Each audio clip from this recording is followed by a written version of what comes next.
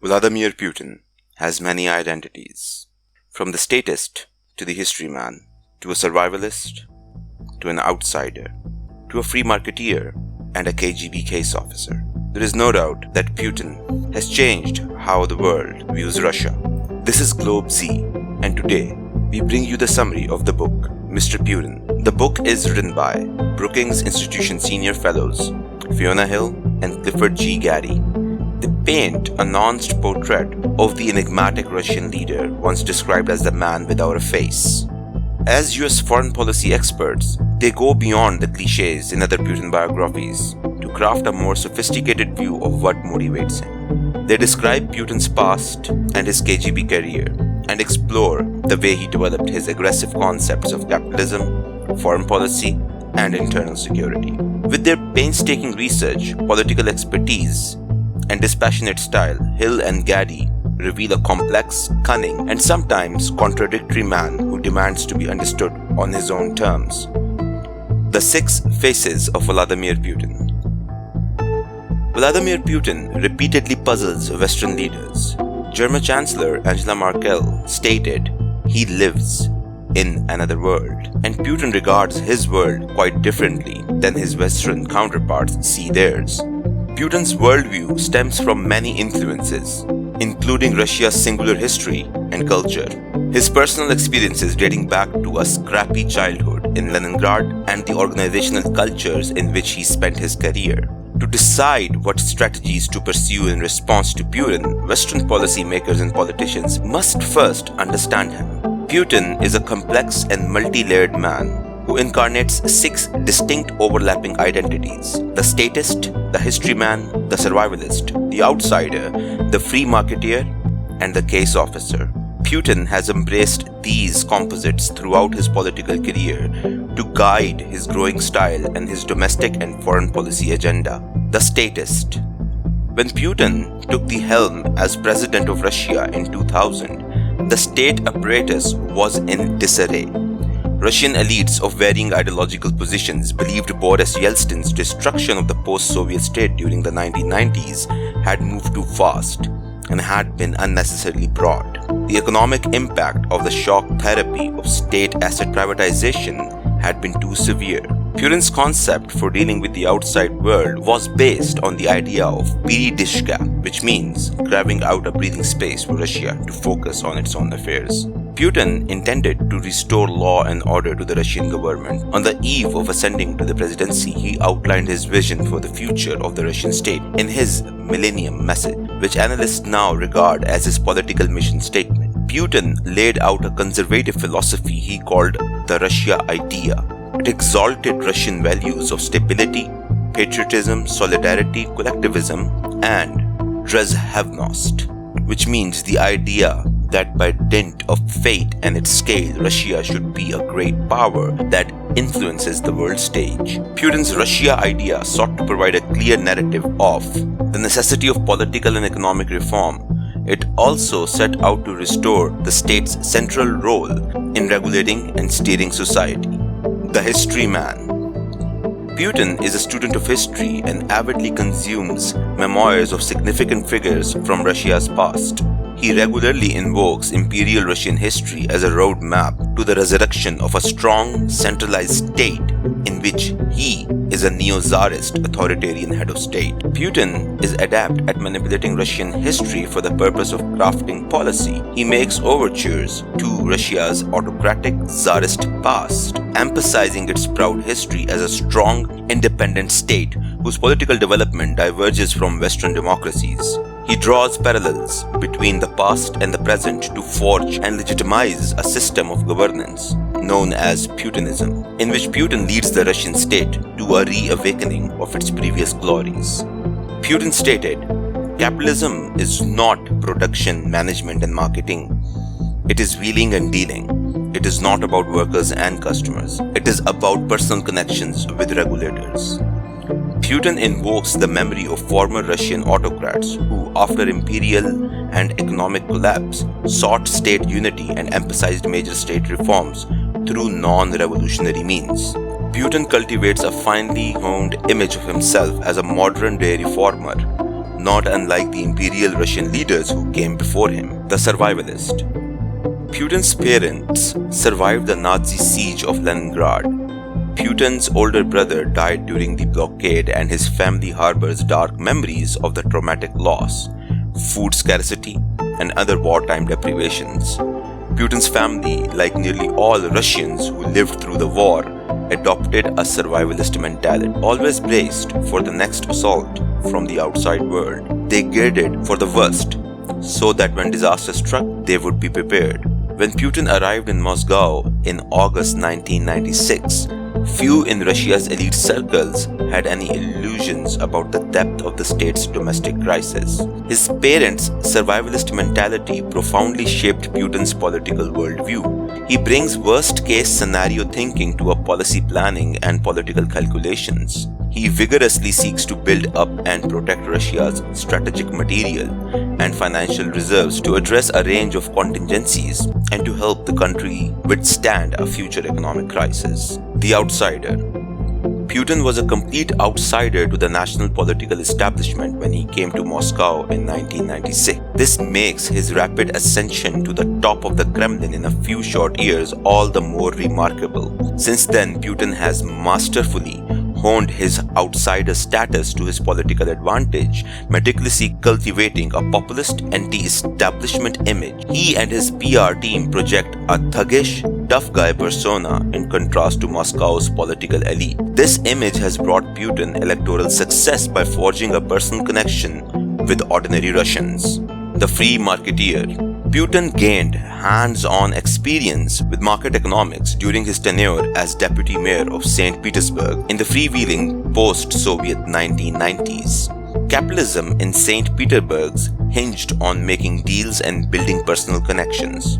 From those heady days, Putin concluded that Russia must embrace a market economic system to survive. He saw that winners under the capitalist model were those most proficient at exploiting other people's vulnerabilities, not those best at providing goods and services at competitive prices. Putin took a pragmatic approach to the economy, assessing what worked and what didn't without the burden of ideology. To Putin, the goals of building and protecting the state don't center on promoting economic liberalism. Instead, he advocates intelligent pragmatism, embracing fiscal discipline and macroeconomic policy to safeguard the Russian state. The case officer. In his training as a KGB officer, Putin learned how to work with people, as he benignly described it. That included how to target, recruit, and run agents, and how to collect and deploy information as a weapon. When he shifted to the Kremlin in 1996, Putin applied these skills to the political sphere, and he has done so ever since. Putin is adept at studying the psychology of his opponents at home and abroad to understand what makes them tick so he can exploit their vulnerabilities to his strategic advantage. Russia Incorporated.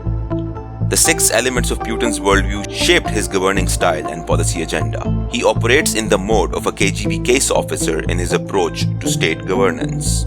He protects the oligarchs from the state and each other, gaining leverage over them in the process. Putin sees himself as CEO and strategic planner of Russia Incorporated. Putin stated, Russia would have to be better, more aggressive, and smarter at fighting the new war than its opponents. Putin views the small cadre of powerful elites, particularly the oligarchs in his orbit, as operational managers working under his centralized command to implement his corporate vision. However, the hyper-personalization of Putin's governance style hobbles his ability to delegate. His management mode centralizes decision-making and power in Putin alone. Foreign policy. Putin draws primarily from his identity as the statist, intent on restoring Russia's position as a great power and civilizing force. He stands as a survivalist, defending Russia from hostile outside forces. He dons his historyman cap to stoke nationalist sentiments that shore up his political base and unite the country behind the notion of a resurgent Russia. Putin deploys the historian on the international stage to set a historical context for his geopolitical grievances and the Western aggression he perceives, thereby amplifying their impact. Putin's case officer identity is on display at home and abroad. He utilizes his skills as an intelligence operative in recruiting assets, crushing opponents, and manipulating information to stifle homeland dissent and to score geopolitical points abroad. He merges the case officer persona with the free marketeer to craft business deals and exploit his opponent's financial vulnerabilities. Domestic protests. Putin the case officer and Putin the history man were on full display in response to the mass protests against him that erupted in Moscow in 2011 and 2012. The citizens who took to the streets were mostly members of Russia's new creative class, urban professionals who enjoyed relative levels of privilege socially and economically. Many who profited from the restoration of the state under Putin's first decade in office now wanted to democratize it. Putin quelled the protests by deploying the case officer to infiltrate and crack down on dissident voices. His history man persona helped propel him to a re-election victory in March 2012 by crafting a winning populist message that invoked a narrative of national unity. Putin believed the United States and Europe fomented the opposition movement that spilled into the streets in 2011. He accused Western governments of paying protesters and seeking to influence civil society more widely through Western NGOs and information networks. Perceived Western aggression. Putin's view that the West has been and is hostile towards Russia grew stronger and more certain throughout the many years of his presidency due to a series of US and European actions. In 2003-2004, his view of the West soured in the face of the US invasion of Iraq, NATO's expansion up to the Russian border, and the color revolutions in Georgia and Ukraine, which Putin saw as Western efforts to create pro-Western governments inside countries with strong Russian ties. Putin saw NATO's expansion into former Soviet states as a direct provocation. All Russia's aggressive behavior in Ukraine in 2014 was linked to the development and deployment of military, political, economic, and other weapons of new warfare. Putin concluded that the United States was hostile to Russia's interests, and he decided he had to defend Russia against perceived Western aggression. Putin and his main security advisors believed the Russian military needed to come to terms with the reality that the West was fighting a new kind of war that marshaled non-military methods to achieve geostrategic goals. Putin set out to develop the capabilities for fighting this 21st century war. He relied on all the levels of state power, informational, political, economic, and humanitarian, to counter similar actions from the West. Ukraine became a testing ground for Putin's approach to 21st century warfare against perceived Western aggression. Putin viewed Ukraine's tilt toward the European Union, the mass protests inside Ukraine in 2014, and the resulting ouster to pro-Russian Ukrainian President Viktor Yanukovych as direct results of Western interference and encroachment on Russian sovereignty. To Putin, the history man, Ukraine was the birthplace of the Russian state. He regards Russians and Ukrainians as one united people on either side of an artificial border, the result of a historical error that demands correction. In Putin's view, the eastern Ukrainian territory of Crimea was historically, culturally, and linguistically Russian. Putin viewed Russia's annexation of the region in 2014 as a legitimate act of self-defense against Western meddling. He intended the Ukrainian operation to send a message: if the United States encroached in Russia's neighborhood, Russia would react. He meant for the United States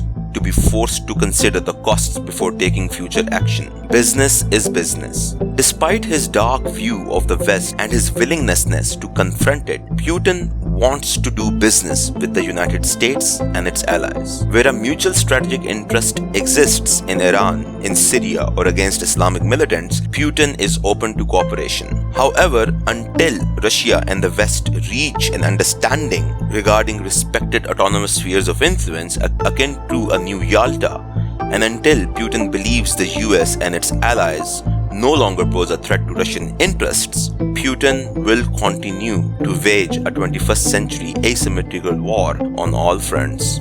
Criticism. Both the writers are policymakers or have helped policymaking in America. US has a problem. The problem is that it considers everything an enemy which is not in the US interest. For example, Putin himself. Putin has been demonized in Western media while he was pursuing policies which were in the national interest of Russia. For example, the policy in Ukraine. Any country would do the same if hostile forces are nearing its border and expanding their influence. This is what the US has done in its history. While the US is doing mudslinging on Putin, they have forgotten about Iraq, where there were no weapons of mass destruction, yet there was abundant oil and Iraq was attacked. And as a result, ISIS was born. This is what the Western media has not shown. They have carefully crafted an image of Putin as someone who is against the West and has a quote-unquote perceived Western aggression agenda, while West has been aggressive. For example, West creates an image that if anything is against West, it is against humanity, it is against the world. For example, in a recent interview, the Indian Foreign Minister S.J. Shankar called the West out. The Western problem is not our problem. West has this problem of creating an image, and they have carefully crafted the image of Putin as an aggressor, while he is just a leader who seeks the national interest of his own country like any other leader would do, and he refuses to submit and acts independently. Until or unless the West does not realize this, there would be no peace. For example, if West wants peace in Ukraine, they must negotiate a deal with Putin where they push back the NATO forces. Only then Russia would negotiate. Anything beyond that is total war. I hope you liked today's video. Please like, subscribe and share.